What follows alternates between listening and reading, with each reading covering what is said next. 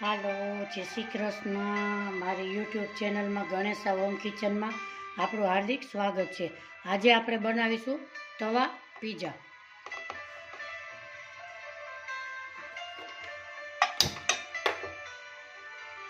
એમાં મેં ગેસ ઉપર એક પેન મૂકેલી છે. એમાં 2 ચમચી તેલ નાખીશું.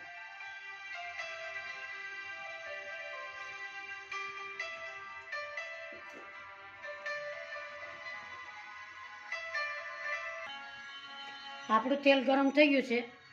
એક ડુંગળી નાખશું.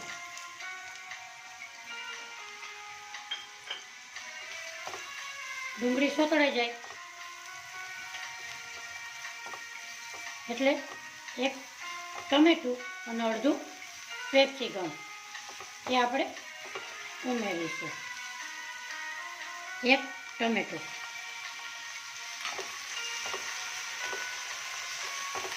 અડધું કેપ્સિકમ,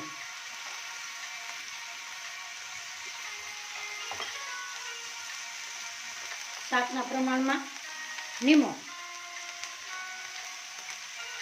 આમાં તમારે મકાઈ નાખવી હોય તો નાખી શકાય. હવે એને 2 મિનિટ કૂક થવા દેશું. આપણે હવે ઢાંકણ ખોલીશું.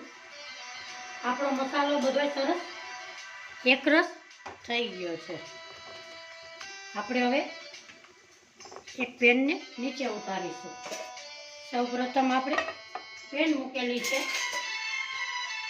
એમાં આપણે થોડું બટર નાખીશું અને આપણે એક બાજુ એને શેકીશું.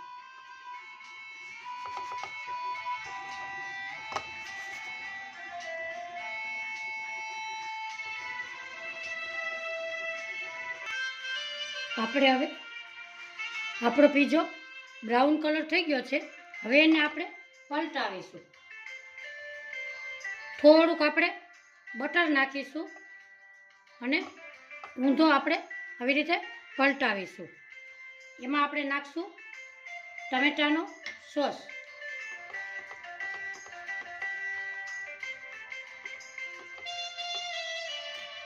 શેજવાન ચટણી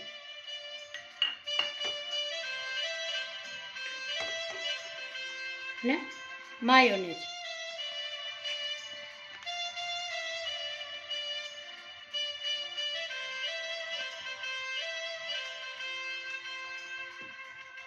અને આપણે આવી રીતે ફરતી કોર પાથરી દઈશું. હવે આપણે મસાલો કર્યો તો એ પાથરશું માથે.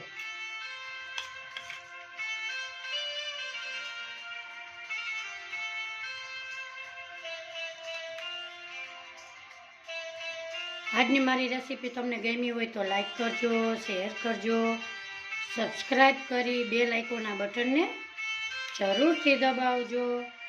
મારી નવી નવી રેસીપીના નોટિફિકેશન તમને મળતા રહે. હવે આપણે ચીઝ નાખશું માથે.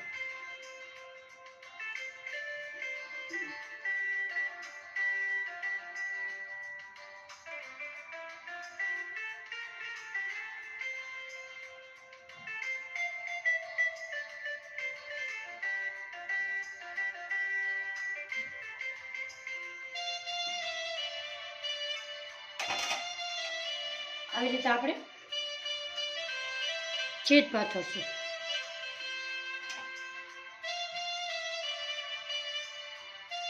એની માથે આપણે ટમેટાની, ડુંગળી,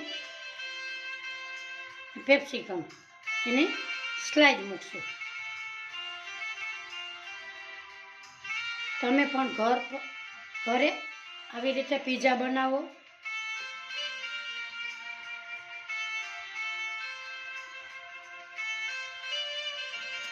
હવે આપણે ધીમો ગેસ રાખીશું અને ઢાંકણું ઢાંકી દેશું.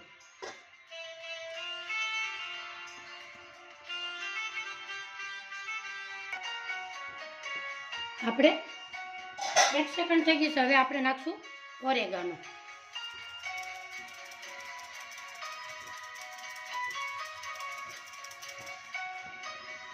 Chilli flakes.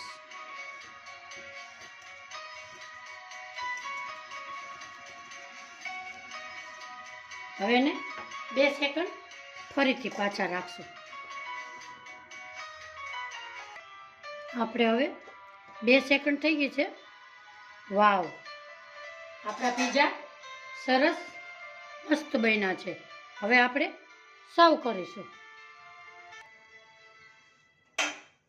આપણે એક પ્લેટમાં કાઢીશું.